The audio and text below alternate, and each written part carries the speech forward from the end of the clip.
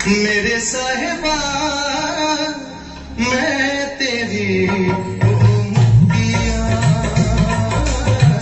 मेरे साहिबा मैं तेरी हो मुकिया मनो न वसारी मैनू मेरे साहेबा हर गल्लो वे मैं चुकिया साहिबा मैं तेरी हूँ मुक्तियाँ, मेरे साहेबा मैं तेरी हो मुकिया प्यार का पहला खत लिखने में वक्त तो लगता है प्यार का पहला खत लिखने में वक्त तो लगता है नए परिंदों को उड़ने में वक्त तो लगता है प्यार का पहला खत लिखने में वक्त तो लगता है गांठ अगर पड़ जाए तो फिर रिश्ते हो या डोर गांठ अगर पड़ जाए तो फिर रिश्ते हो या डोर लाख करे कोशिश खुलने में वक्त तो लगता है।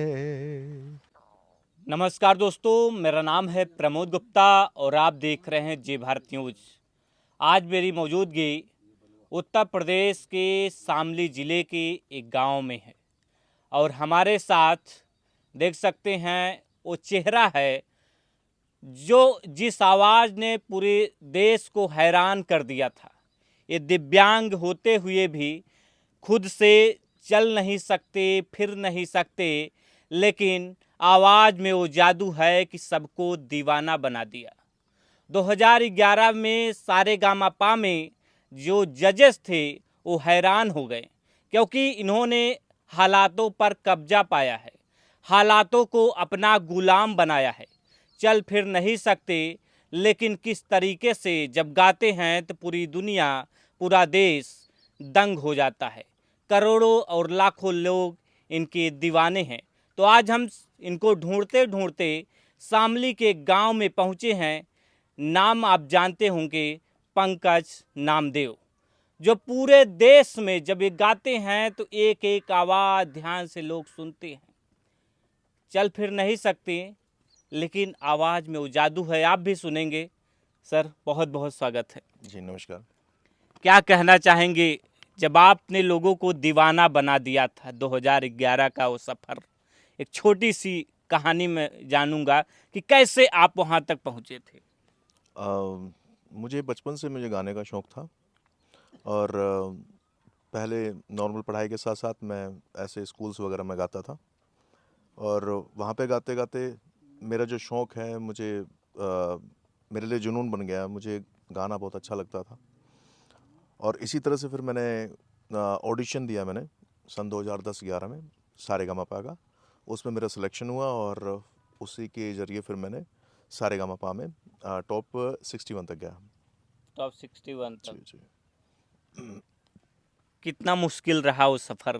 कितनी बेचैनियाँ होती थी कि मैं कर पाऊँगा कि नहीं, क्योंकि आपके जो है पैर में दिक्कत है, आप दिव्यांग हैं। जी, ये सफ़र तो वास्तव में बहुत कठिन रहा और उस टाइम तो अब जैसे सोशल मीडिया का ज़माना है कि सोशल मीडिया पे हम लोग थोड़ा भी कुछ करें तो वायरल हो जाता है, लेकिन उस टाइम ऐसा नहीं था। वो टाइम होता कि हमें अगर किसी को जाना है, किसी को गाना है, किसी को सिंगर बनना है, किसी को अपने सपनों को पूरा करना है, तो उसके लिए मुंबई जाना होता था। तो उसी वक्त जो है रियलिटी शो सारेगामापा जो काफ़ी फेमस था और सुना भी है, सभी लोग देखते थे उसको, सभी लोग सुनते थे। मुझे उसके बारे में पता चला तो मैंने सोचा कि मैं भी ट्राई करता हूँ। तो जब मैं यहाँ से दिल्ली गया तो दिल्ली जाने में ही काफ़ी परेशानियों का सामना करना होता था, और वहाँ पे फिर जाना, काफ़ी टाइम तक वहाँ पे रहना, लाइन में रहना, और फिर उस भीड़ के बीच में खासकर आप जाना। जैसे लोगों के लिए हाँ, मुझे बहुत परेशानी होती थी। लेकिन ये है कि जब कि मैंने कितना जज्बा था कि हाँ, मुझे वो बहुत ये ज़्यादा करना था। है। बिल्कुल, वो मुझे करना था, और किसी भी कीमत पे मुझे लोगों तक दिखाना आना था, था। मुझे लोगों को दिखाना था, अपने आप को साबित करना था, अपने आप को मुझे ये देखना था कि मैं कुछ कर पाऊँगा कि नहीं। तो मैंने वहाँ पे ऑडिशन दिया, और भगवान की कृपा से ऑडिशन में सिलेक्शन भी हुआ, और मेरा एक एपिसोड जो बहुत वायरल हुआ, बहुत फेमस हुआ उस वक्त, तो वो आप सब लोगों ने देखा ही था। मैं चाहूँगा कि मैं आगे की बातचीत करूँगा आपसे, उसी गाने से शुरुआत हो जाए, क्योंकि जो दर्शक हैं, जी, जी। आपकी ऑडियंस है, जी। फिर से सुनना चाहती है उस गीत को। हाँ जी, मैं 2 लाइन आपको सुनाता हूँ, उसकी 2 लाइनें।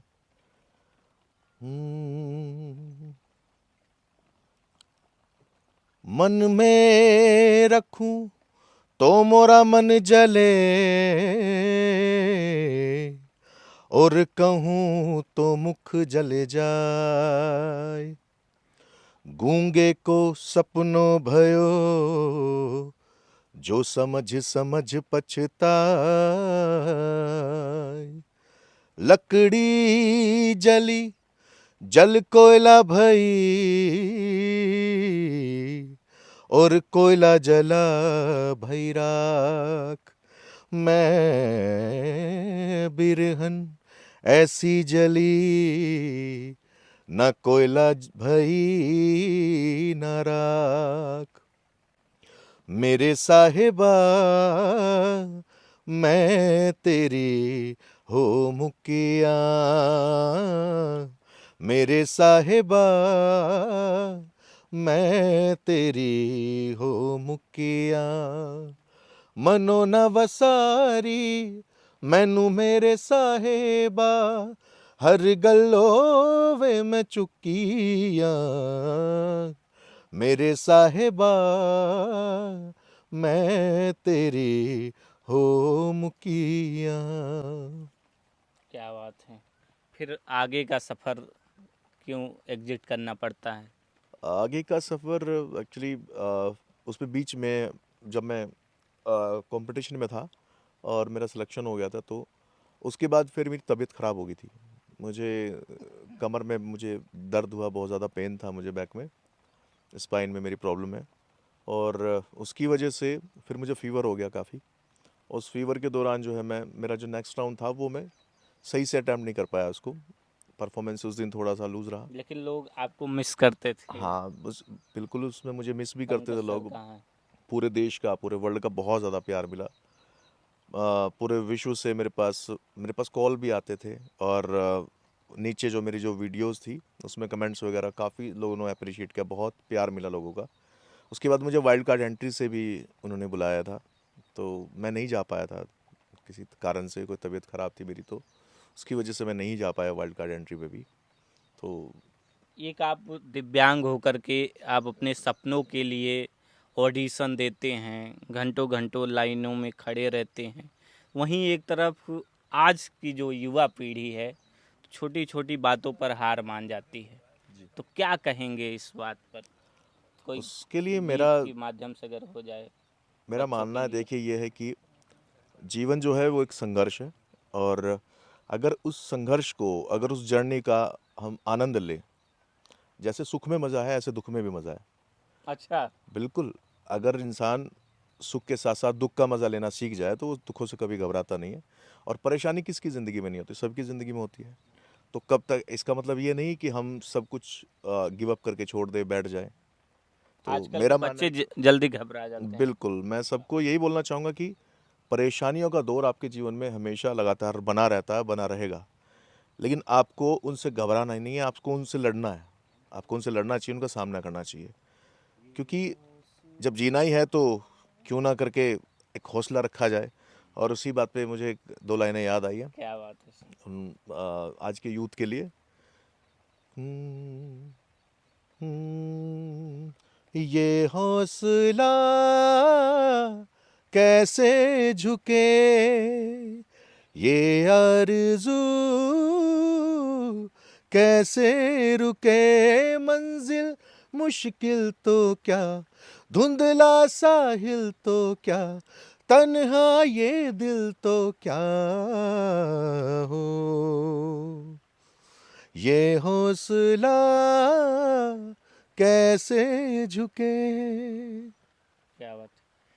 ये हौसला कैसे झुके, मतलब मन में इतनी शक्ति होनी चाहिए कि आप कोई भी मुसीबत आ जाए तो उसका जो है डट देखिए, करके सामना करना हमारे चाहिए। पास मुसीबतों से लड़ने के अलावा कोई चारा भी नहीं होता। या तो अगर हम ऐसा है कि अगर हम परेशान हैं, हम दुखी जीवन से परेशान हैं, हम परेशानियों से दुखी हैं अपनी, और हम उनको नहीं झेल सकते, तो एक रास्ता है कि जीवन ख़त्म कर लें, और एक रास्ता है कि जीवन को आनंद से जिया जाए। उस दुख को, उस परेशानी को भी अगर हम आदत बना लें, झेलने का जज्बा अगर हम रखते हैं अंदर, तो उस दुख में भी आनंद आता है। ये मेरा अपना एक्सपीरियंस है, मैं समझता हूँ। क्योंकि जितनी परेशानियाँ एक आम आदमी, मेरे हिसाब से एक आम आदमी जितनी परेशानियाँ 1 महीने या 10 दिन में या 15 दिन में झेलता है, उतनी एक अबनॉर्मल आदमी अपने डेली रूटीन लाइफ में जी। झेलता है। अभी अगर हमें कुछ करना है तो उसके लिए पहले पूरी मुझे सोचना होगा कि मुझे कैसे करना है, क्या करना है। तो एक मैं समझता हूँ कि उन परेशानियों को अब मैं गिव अप करके बैठ जाऊँ या मैं छोड़ के बैठ जाऊँ, तो ऐसा कैसे चलेगा? आपको कहीं जाना भी होता है तो जो आपके साथी सहयोगी रहते हैं, बच्चों की तरह आपको गोद में लेते हैं, फिर कहीं ले जा सकते हैं आपको। हाँ, क्योंकि मेरे दोस्त, मेरे मेरे जितने भी मेरे स्टूडेंट्स भी हैं काफ़ी, और जितने भी मतलब मेरे मिलने जानने वाले हैं, मेरे प्रिय लोग हैं, तो सब लोगों का प्यार मेरे साथ बहुत है, और आज से नहीं, वो बहुत पहले से है, बचपन से। तो एक सब नाम आता है, आप सेस की बात कर रहे थे तो एक नाम आता है रुचिका किंकर का, जी, जी। तो आपने उनको सिखाया है, तो हाँ जी। कैसे, मतलब कैसे आपने उनमें टैलेंट देखा और आज जिस लेवल पर हैं, क्या कहेंगे गुरु नहीं, के देखिए, रूप में? होता क्या है कि मैं बचपन से मतलब बचपन से नहीं, मैं कंपटीशन जब मैं सारेगामा में गया था उससे पहले मैंने सेंटर ओपन किया हुआ था सिखाने के लिए बच्चों को। तो उसमें काफ़ी सारे बच्चे मेरे पास सीखते थे, आज भी सीखते हैं। और अब सेंटर तो नहीं, अब मेरा रिकॉर्डिंग स्टूडियो है, तो उसी में बच्चे आते हैं और वहाँ पे भी सीखते हैं। तो उनमें से कई बच्चे ऐसे हैं जिन्होंने बहुत अच्छा काम किया, उनमें से रुचिका भी एक है, हाँ। जो बचपन से 8 साल की थी वो जब मेरे पास आई सीखने के अच्छा। लिए। हाँ, बचपन से वो सीखी, और नहीं, 11 साल की थी एक्चुअली। तो हाँ। 11 साल की वो आई थी और 8 साल के करीब वो मेरे पास सीखी है। अच्छा। हाँ, 7-8 साल के करीब वो सीखी है, और मुझे प्राउड है उस पे, क्योंकि उस बच्ची ने अपनी मेहनत से, अपनी लगन से बहुत अच्छा नाम किया है। आज हरियाणा में, यूपी में उसको लोग जानते हैं, इवन इंडिया के लेवल पे लोग उसको जानते हैं। बहुत अच्छा गा रही है। मेरी हमेशा मेरी शुभकामनाएं, मेरा आशीर्वाद उसके साथ है। कोई एक गीत जो आपके दिल से निकलती हो? जिंदगी मौत ना बन जाए, संभालो यारो, जिंदगी मौत ना बन जाए, संभालो यारो, खो रहा चैनो अमन, खो रहा चैनो अमन, मुश्किलों में है वतन, मुश्किलों में है वतन, सरफरोशी की शमा दिल में जला लो यारो, जिंदगी मौत ना बन जाए, संभालो यारो। क्या बात है। अच्छा सर, आप जो टीवी का जो जनरेशन है और सोशल मीडिया का जो जनरेशन है, इसमें कितना गैप देखते हैं? कैसे, मतलब कि जब पहले सारे गामा पा आता था तो लोग टीवी के सामने बैठ जाते थे, लोग देखते थे, जी। तो आज जो है सोशल मीडिया पे मतलब हर सेकंड 10 20 50 रील एक ही एक बंदा देखिए, अपलोड ये कर रहा अपना है। बहुत अच्छा सवाल है आपका। और ये जो गैप है, ये जो इन 20 इयर्स के एवरेज का जो गैप है, इससे मैं मानता हूँ कि आज की जनरेशन पूरी तरह से चेंज हो चुकी है। म्यूज़िक को लेके भी, एक मेंटल स्टेट को लेके भी, हर चीज़ को लेके मैं समझता हूँ कि पहले जितना रस था चीज़ों में, आई थिंक अब थोड़ा-सा कम हो गया है पहले से। क्योंकि एक चीज़ होती है कि जैसे कोई भी चीज़ अगर लिमिटेड होती है, एक ह्यूमन नेचर में मानता हूँ कि अगर कोई भी चीज़ लिमिटेड है, तो उस चीज़ को हमें, अब जैसे पहले हम लोग बचपन में देखते थे, तो नेशनल आता था, डीडी मेट्रो आता था, हाँ। लेकिन हम उन 2 चैनल से सैटिस्फाई थे, संतुष्ट थे, हमें अच्छा लगता था। 1 हफ्ते हम मूवी का इंतज़ार कर रहे हैं कि मूवी आएगी, अब देखेंगे।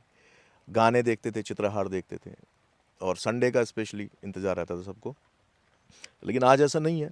आज सबके फ़ोन में आज 300-300 चैनल हैं, और कुछ चैनल तो ऐसे जिस पे पूरे दिन अनलिमिटेड हैं। मूवीज़ चलती हैं, तब भी लोग बहुत ज़्यादा टीवी में, आई थिंक मैं समझता हूँ कि अभी देखना कम कर दिया लोगों ने बात बहुत। और यूट्यूब को बहुत ज़्यादा लोग मतलब अब देखते हैं, तो टीवी चैनल्स पे उतना मुझे नहीं लगता कि शायद लोग इंटरेस्ट दिखाते हैं। और उसी बात को देखते हुए यही बात गानों की है। जब हम गाने सुनते थे तब हम कैसेट रिकॉर्ड करा के लाते थे, और टैप रिकॉर्ड में कैसेट चलाते थे, और उन गानों को सुनते थे। सुनने के बाद उनको 10-10, 20-20 बार सुनते थे, और सुनने के बाद उन गानों को फिर हम अ, उनको एंजॉय करते थे, सीखते थे। लेकिन आज अगर मैं अपने फ़ोन की बात करूँ, बहुत सारे गाने स्पॉटिफ़ाई, ऑनलाइन सब चीज़ों पे हैं, लेकिन उतने ज़्यादा इंटरेस्ट से शायद नहीं सुन पाते हम लोग गाने। तो चेंज तो हुआ है, जनरेशन भी चेंज हुई है, और थॉट प्रोसेस भी चेंज हुआ है लोगों का।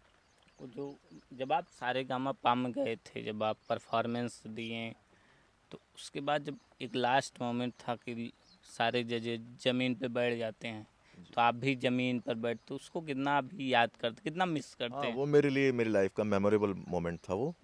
और मैं समझता हूँ कि अ, एक जो गोल्डन मेमोरीज जो होती है, वो मेरे उस हिस्से को मैं बोलूँगा कि वो मेरे लिए एक गोल्डन मेमोरीज थी मेरी। और इतना सम्मान, इतना प्यार बॉलीवुड से, मुझे इतना प्यार, क्योंकि कंपटीशन में रहने के बाद भी विशाल शेखर सर और साजिद वाजिद सर, दिलीप पाजी, उन सब का, इवन मैं कहूँगा कि जी टीवी की पूरी टीम का मेरे साथ बहुत कोऑपरेशन था, बहुत प्यार था मेरे साथ उनका।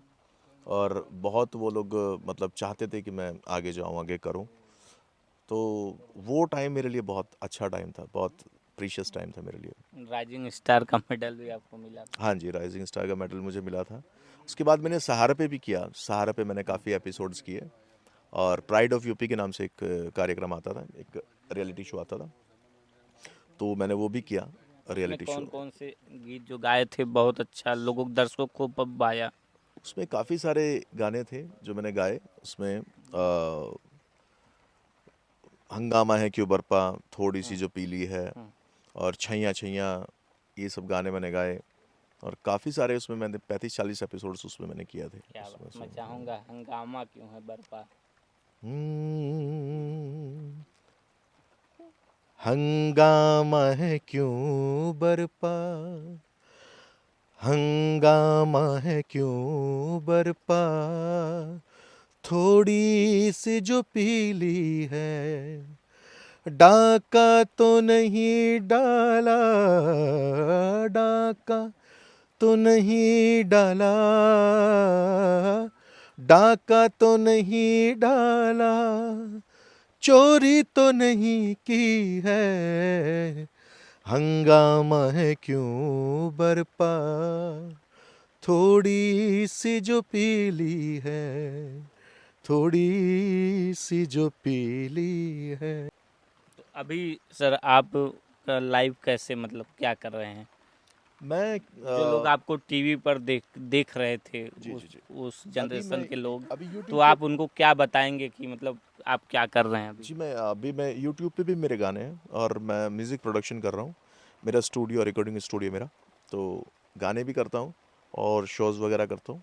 अच्छा, बाकी जो है बच्चों को जो बच्चे सीखने आते हैं तो उनको म्यूज़िक सिखाता हूँ। अभी क्या लाइफ में अचीवमेंट करना है, जैसे क्या सोचते हैं कि देखिए, अभी? अचीवमेंट, मुझे लगता है कि अचीवमेंट करने के लिए अब ऐसा तो कुछ नहीं है कि कोई स्पेशल मुझे कुछ अचीव करना है। बट हाँ, इतना है कि मैं चाहूँगा कि जितने बच्चों को मैं सिखा रहा हूँ, तो उनमें से ज़्यादा बच्चे कामयाब हो, ताकि म्यूज़िक, देखिए, एक थेरेपी है। एक थेरेपी होती है, एक रिलैक्सेशन होता है माइंड के लिए। अगर कोई इंसान म्यूजिशियन बनना भी नहीं चाहता, और लेकिन उसकी अगर लाइफ में म्यूज़िक का एंट्रेंस है, अगर उसका इन्वॉल्वमेंट है म्यूज़िक का उसकी लाइफ में, तो वो ज़्यादा रिलैक्स फील करता है, वो कभी डिप्रेशन में नहीं आता। तो मैं वैसे भी मैं कोशिश करता हूँ कि जितने बच्चे सीख रहे हैं वो म्यूज़िक को फील करें और अच्छे से अच्छा गाएं, ताकि लोगों को ज़्यादा से ज़्यादा अच्छे से अच्छे आर्टिस्ट मिल सकें। बस अच्छा, एक ही जो कोशिश है। इस तरीके के शो, रियलिटी शो जाते हैं, तो कई बार विवादित हो जाते हैं, कहा जाता है कि ये स्क्रिप्टेड हैं, ये कई बार कई चैनलों पर जो है अश्लील कंटेंट भी चलें, तो इसको किस तरीके से देखते हैं? क्या स्क्रिप्टेड कंटेंट होते हैं जब आप गए थे तो जी। क्या कुछ है इस तरीके का स्क्रिप्टेड चीज हुआ था चैनल पे? जी, जी। मैं जब गया था और रियलिटी शो में मैं सन 2010-11 में जब गया था, तो वो वहाँ पे सारेगामा में मैंने देखा है कि उस टाइम वहाँ पे स्क्रिप्टेड नहीं था। डायरेक्शन एक अलग चीज़ होती है और स्क्रिप्टेड एक अलग चीज़ होती है। स्क्रिप्टेड में आपको बताया जाता है कि आपको ये करना है। तो मेरे साथ ऐसा कुछ नहीं था। मैं गया और जाने के बाद मैंने गाया। तो जब मैंने गाया, गाने के बाद वो जो भी मोमेंट हुआ मेरे साथ, वो सब कुछ रियलिस्टिक था, उसमें कुछ भी मेरे हिसाब से तो कुछ उसमें स्क्रिप्टेड नहीं था। अच्छा। क्योंकि ना ही मुझे पहले से कोई इंस्ट्रक्शंस मिला था और मैं एक्चुअली मैंने उससे पहले गाने भी मैंने चेंज किया था। जो स्टेज पे ऑन स्टेज मैंने जाके गाना सेलेक्ट किया था अच्छा। और उसमें बल्कि एक स्केल की मिस्टेक हो गई थी उसमें। मतलब मैंने कुछ और बोला था, उनको सुनाई कुछ और दिया था म्यूजिशियंस के साथ, मेरा कन्फ्यूज़न हो गया था। तो उन्होंने जब वो स्केल मुझे दिया तो मैंने उसी स्केल से गाया। उसकी वजह से मुझे एक जगह मैं क्रैक भी हुआ था मेरा वोकल्स। अच्छा। लेकिन वो सब मोमेंट और एट द एंड वो जब उन्होंने मुझे अप्रिशिएट किया था, स्टेज पे आए और वो सब लोग नीचे बैठे मेरे साथ, वो कुछ भी स्क्रिप्टेड नहीं था उस टाइम। तो हाँ, लेकिन मैं ये नहीं कह सकता कि अभी कि ऐसा अभी भी होता है और स्क्रिप्टेड नहीं है। अभी थोड़ा-सा कुछ बीच में देख के लगता है कि कुछ स्क्रिप्टेड होता है, कुछ शोज़ में होता है और लेकिन सब में नहीं होता और उतना नहीं होता। जो बच्चे इस तरीके की संगीत की तैयारी कर रहे हैं, सिंगर बनना चाहते हैं, रियलिटी शो में जाना चाहते हैं, आप तो पूरा वहाँ जा कर के सब कुछ देख चुके हैं, तो उनको क्या टिप्स एंड ट्रिक्स देंगे? कैसे तैयारी करें बच्चे, उनका भी सपना पूरा हो सके? बिल्कुल, बिल्कुल। उनके लिए मेरा यही इंस्ट्रक्शंस है और यही टिप्स रहेगा कि सबसे पहले तो आपको अपने आप को जज खुद को करना होता है कि मैं कैसा गा रहा हूँ, मैं अच्छा गा रहा हूँ कि नहीं गा रहा हूँ। और अगर आपको लगता है कि आपके अंदर वो गट्स हैं, सबसे पहले तो आप एक अपना रूटीन बनाएँ रियाज़ करने का, अपनी प्रैक्टिस करने का और अपने रियाज़ को जितना आप अच्छे से और डेली आप करें, ज़्यादा से ज़्यादा रूटीन में आप रियाज़ करें और अच्छा सुनें, सबसे ज़्यादा ज़रूरी कि अच्छा सुनें। क्योंकि मेरे गुरुजी कहते हैं कि अगर अच्छा सुनेंगे तो ही अच्छा गा सकते हैं। तो सबसे पहले एक सिंगर को एक अच्छा सुनकार होना ज़रूरी है। अगर अच्छा सुनकार होगा तो वो डेफ़िनेटली तभी वो आप अच्छा बनेंगे गाएगा। फनकार। जी, अगर आप होंगे अच्छे सुनकार तभी आप बनेंगे अच्छे फ़नकार। तो ये सच बात है। तो चलते-चलते हमारे दर्शकों को कुछ आप अपनी तरफ से जो आपको खूब पसंद हो, गज़ल, गीत अ, गिफ्ट करना चाहें मैं दर्शकों को? अपनी पब्लिक के लिए, अपने लोगों के लिए एक गज़ल सुनाता हूँ जो काफ़ी लोगों को पसंद भी आई मतलब जब मैं क्या गाता था। बात है! हम्म,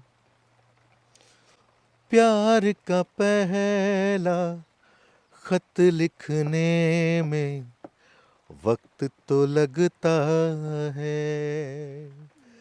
प्यार का पहला खत लिखने में वक्त तो लगता है। नए परिंदों को उड़ने में वक्त तो लगता है। प्यार का पहला खत लिखने में वक्त तो लगता है। गांठ अगर पड़ जाए तो फिर रिश्ते हो या डोर। गांठ अगर पड़ जाए तो फिर रिश्ते हो या डोर। लाख करे कोशिश खुलने में वक्त तो लगता है।